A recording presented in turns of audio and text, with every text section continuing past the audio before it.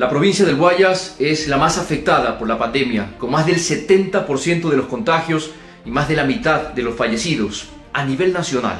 La situación es dramática y es preciso que actuemos con sentido de urgencia. Está claro que las autoridades no dieron la talla. La ineptitud y la falta de planificación está costando vidas, pero la mera crítica no resuelve nada. Es por eso que comparecemos ante ustedes para plantear propuestas bien intencionadas y técnicamente diseñadas para sostener a Guayaquil en uno de los peores flagelos de su historia. Es momento de deponer los egos y relevar el valor de la solidaridad. Este es el plan de acción urgente para salvar a Guayaquil del COVID-19. Como primer punto, exigimos la declaratoria de utilidad pública de todo el sistema de salud. Ante una crisis humanitaria como la que vivimos en Guayaquil, todos sus recursos se deben de poner al servicio del bien común. En ese sentido, el Hospital de la Policía, el Hospital Naval, las clínicas privadas Kennedy, Alcibar, Guayaquil y Omni Hospital deben de atender gratuitamente. No es momento de lucrar, es momento de salvar vidas, vivimos una emergencia. Es fundamental reconocer que es urgente la dotación de recursos materiales y protección para nuestros profesionales de la salud que brindan sus conocimientos y esfuerzos a los pacientes contagiados en esta lucha contra el coronavirus.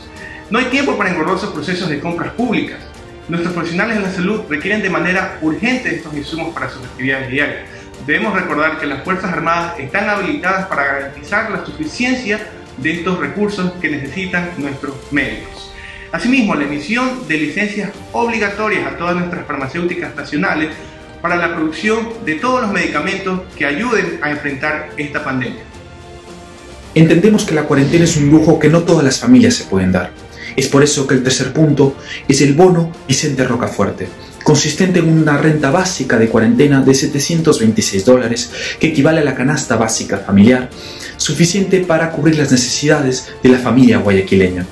La renta lleva el nombre del líder histórico de la ciudad, que supo enfrentar con entereza los embates de la gripe amarilla en el Guayas, generando una ingente transferencia de recursos desde los sectores pudientes hacia aquellos grupos más pobres y por ende más vulnerables. Es en ese espíritu que, para financiar estas urgentes políticas, planteamos dos fuentes de ingreso.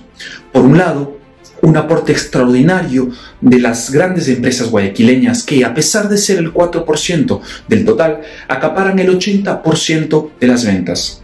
Grabando apenas un 0,73% de estos ingresos, se puede financiar la renta para aquellos asalariados de las micro, pequeñas y medianas empresas que, debido a la cuarentena, se ven imposibilitadas de hacer frente a los costos. Por otro lado, los trabajadores independientes, con acuciantes necesidades, debido a que están entre los grupos más vulnerables en la crisis.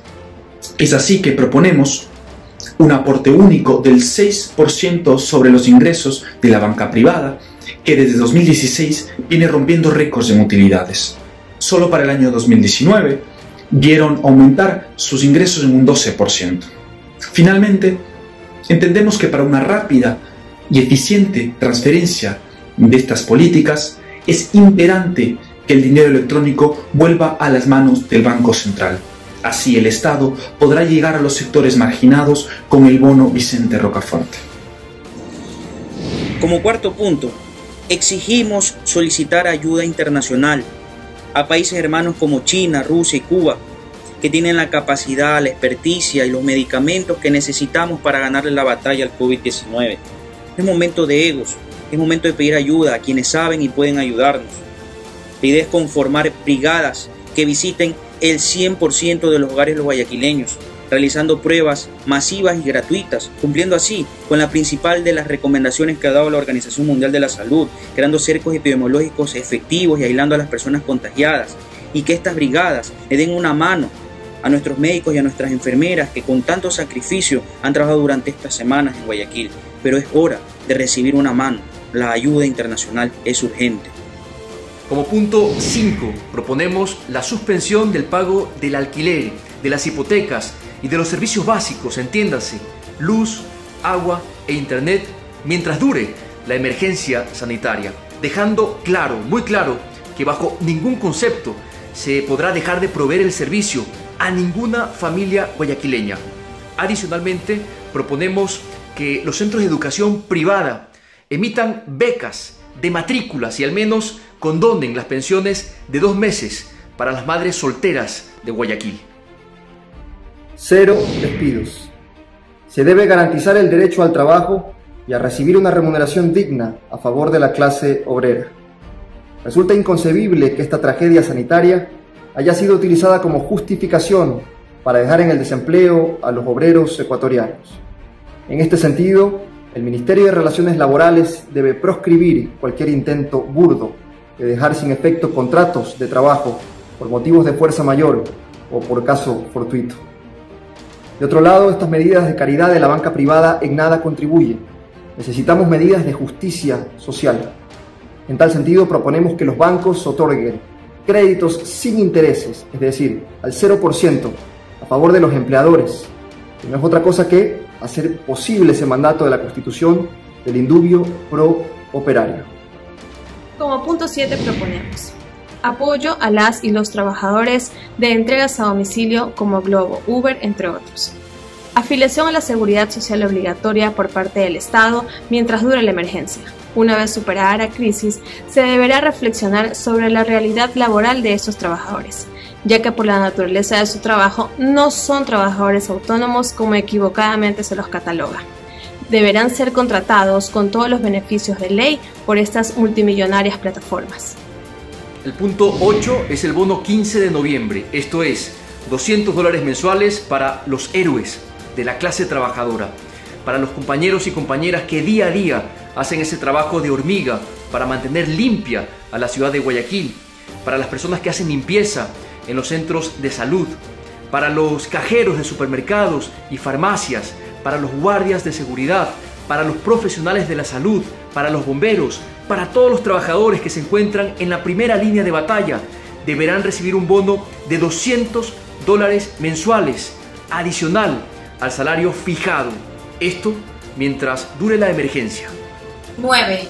Vivienda digna y adecuada para todas las personas en situación de calle, refugiados y hermanos migrantes.